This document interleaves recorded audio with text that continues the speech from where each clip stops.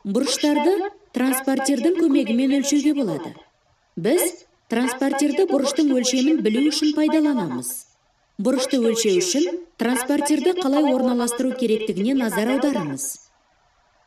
Транспортердің центрін бұрыштың төбесіне, сәулелердің қиылысу нүктесіне дәл келтіріп, бір сәулесі 0 градус арқылы өтетіндей етіп орналастырамыз.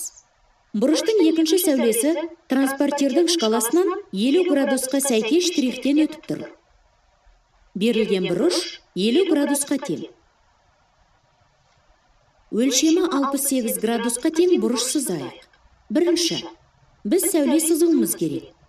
Транспортерді сәйкестендіріп қойып, 68 градусты белгілейміз. Бұрыштың төбесінен және белгіленген нүктеден екінші сәуле жүргіземіз. Міне, 68 градусқа тең бұрыш дайын.